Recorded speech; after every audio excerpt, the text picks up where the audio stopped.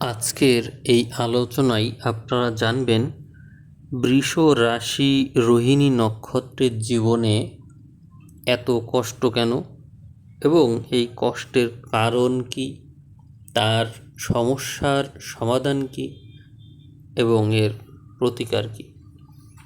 তা আপনারা আশা করি ধৈর্য সহকারে শুনবেন। বৈদিক জ্যোতিষশাস্ত্র অনুসারে বৃষ রাশি রোহিণী নক্ষত্রের সংযোগকে অত্যন্ত আকর্ষণীয় এবং সমৃদ্ধশালী মনে করা হয়। এই নক্ষত্রের অধিপতি চন্দ্র আপনারা জানেন, এবং চন্দ্র এখানে তুঙ্গস্থ হয়ে থাকে। এই রাশির অধিপতি শুক্র। চন্দ্র মনের গভীর আবেগ এবং শুক্র ভোগ বিলাসের প্রাচুর্য দিয়ে থাকে। এই কারণে আপনাদের জীবনে ভোগ বিলাস এবং প্রাচুর্যতাই প্রাধান্য পায়। তবে পৌরাণিক ইতিহাস এবং গ্রহগত অবস্থানের মধ্যে কিছু গভীর কষ্টের কারণ লুকিয়ে আছে, আমরা সেই বিষয়টি জানব। এখানে একটা পৌরাণিক কাহিনী আছে, সেই বিষয়টা আপনাদের একটু বলবো। সেটি হলো চন্দ্রের অভিশাপ এবং মানসিক অস্থিরতা। পুরাণে দক্ষ প্রজাপতির ২৭টি কন্যার মধ্যে চন্দ্র কেবল রোহিণীকেই সবচেয়ে বেশি ভালোবাসতেন, যার ফলে বাকি কন্যারা উপেক্ষিত হয়ে দক্ষের দ্বারস্থ হন এবং দক্ষ চন্দ্রকে ক্ষয়প্রাপ্ত হওয়ার অভিশাপ দেন। এই অতীব আসক্তি ও অভিশাপের কারণে রোহিণী নক্ষত্রের জাতক জাতিকাদের মনে এক গভীর অতৃপ্তি, নিরাপত্তাহীনতা এবং আকস্মিক মানসিক অবসাদ কাজ করে। অতিরিক্ত আসক্তি এবং বিচ্ছেদের বেদনা আপনাদের জীবনে আরেকটি গুরুত্বপূর্ণ দিক। আপনারা যাকে ভালোবাসেন বা যে জিনিসটি পছন্দ করেন তার প্রতি থাকে তীব্র মোহ। এই অতি আসক্তির কারণে যখনই কোনো প্রিয় মানুষ বা বস্তু হাতছাড়া হয়, তখন আপনারা তীব্র মানসিক যন্ত্রণায় ভোগেন, যা সহজে আপনারা কাটিয়ে উঠতে পারেন না। এটি আপনাদের জীবনের দুঃখ কষ্টের আরেকটা গুরুত্বপূর্ণ দিক। আপনারা সাধারণত 18 থেকে 36 বছর বয়সের মধ্যে কঠিন সংগ্রাম করে থাকেন। জ্যোতিষ গণনা অনুযায়ী রোহিণী নক্ষত্রের জাতক জাতিকাদের জীবনের প্রথমার্ধ, বিশেষ করে 18 থেকে 36 বছর বয়স পর্যন্ত অর্থনৈতিক, সামাজিক এবং পারিবারিক ক্ষেত্রে তীব্র উত্থান পতন ও সংগ্রামের মধ্য দিয়ে যেতে হয়।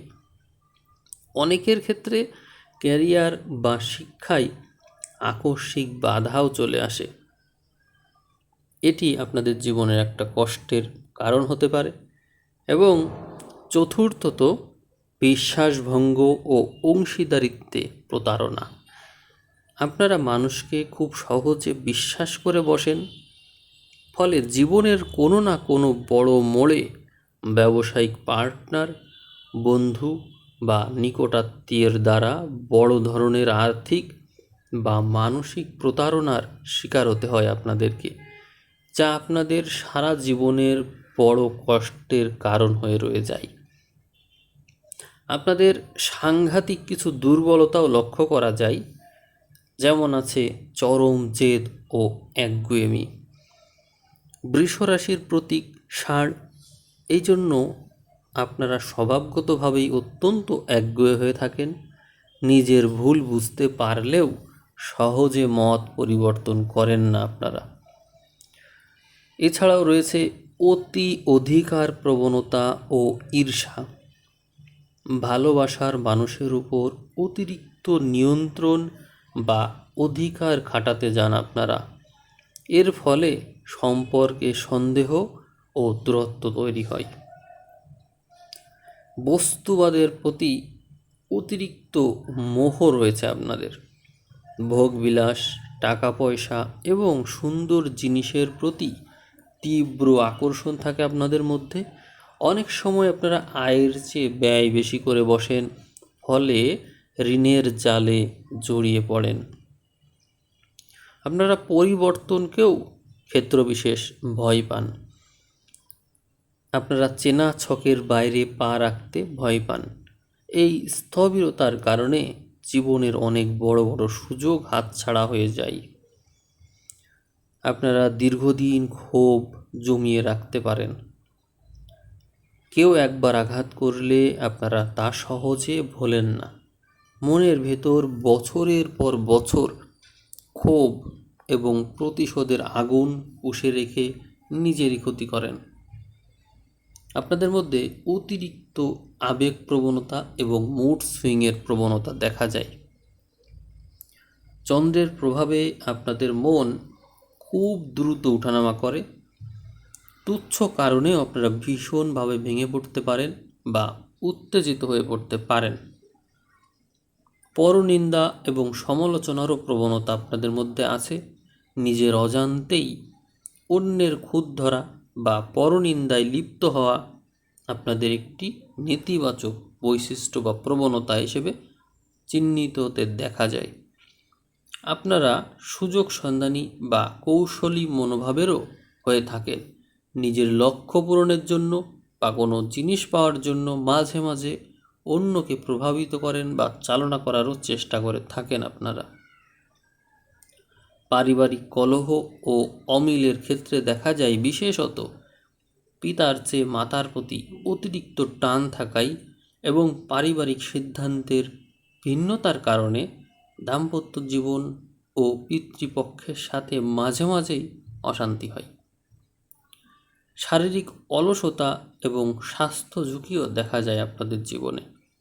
অতিরিক্ত আয়েশপ্রিয়তার কারণে আপনাদের মধ্যে স্থূলতা, রক্তজনিত সমস্যা যেমন সুগার, থাইরয়েড বা হরমোনজনিত সমস্যা হতে দেখা যায়। আপনারা এই সমস্ত সমস্যার সমাধান যদি করতে চান, তাহলে পরামর্শ হিসেবে দেওয়া যেতে পারে মানসিক অস্থিরতা ও অতিরিক্ত ক্ষোভ এটি দূর করার জন্য নিয়মিত ভগবান শিব ও শ্রীকৃষ্ণের আরাধনা করতে পারেন, উপবাস পালন করতে পারেন, নিয়মিত ধ্যান বা মেডিটেশন করে মানসিক শান্তি বৃদ্ধি করতে পারেন। যদি আপনারা জেদ, অধিকার প্রবণতা, ক্ষোভ এগুলো ত্যাগ করতে চান, তাহলে সম্পর্কের ক্ষেত্রে ক্ষমা করার মানসিকতা তৈরি করা ভালো। যে কোনো বিষয়ে অন্ধ জেদ না ধরে রেখে অন্যের মতামত শোনার অভ্যাস গড়ে তুলতে হবে। অংশীদারিত্বে ক্ষতি আর অন্ধবিশ্বাস যদি দূর করতে চান, সেই ক্ষেত্রে ব্যবসায় কোনো যৌথ অংশীদারিত্ব এড়িয়ে চলাই ভালো। নিজের গোপন পরিকল্পনা বা আইডিয়া অপরীক্ষিত কারোর কাছে কখনোই প্রকাশ করবেন না। আপনি যদি গ্রহের নেতিবাচক প্রভাব কাটাতে চান, সেই ক্ষেত্রে কোনো অভিজ্ঞ জ্যোতিষীর পরামর্শ নিয়ে খাঁটি মুক্তা ধারণ করতে পারেন। আবার ওম নমো ভগবতে বাসুদেবায় অথবা চন্দ্রের বীজ মন্ত্রও জপ করতে পারেন। শারীরিক আর মানসিক অবসাদ দূর করার জন্য রক্তচাপ আর শর্করার মাত্রা ঠিক রাখার জন্য নিয়মিত শারীরিক পরিশ্রম বা যোগ ব্যায়ামও করতে পারেন। মনে রাখবেন, রোহিণী নক্ষত্রের জাতক জাতিকারা আপনাদের নিজেদের মধ্যে সৃষ্টিশীল ক্ষমতা রয়েছে, তাকে সঠিক দিকে চালিত করতে পারলে, জেদ আসক্তি নিয়ন্ত্রণে রাখতে পারলে জীবনের সমস্ত কষ্ট ছাপিয়ে এক রাজকীয় ও সফল জীবন উপভোগ করতে পারেন আপনারা। এই কথাগুলো অবশ্যই মাথায় রাখবেন। নিজের ভুল ত্রুটি, দোষ, দুর্বলতা, সমস্যার সমাধান, প্রতিকার সবই জানলেন কম বেশি। আশা করি এই ভিডিও আপনার কাজে লাগবে। ভিডিওটা যদি ভালো লাগে কমেন্ট করবেন, শেয়ার করবেন। ভিডিওর ভিউ 5000 ক্রস করলে আপনারা আবার নতুন ভিডিও পেয়ে যাবেন। সবাইকে অসংখ্য ধন্যবাদ জানিয়ে আজকের ভিডিও এখানেই শেষ করছি। ধন্যবাদ।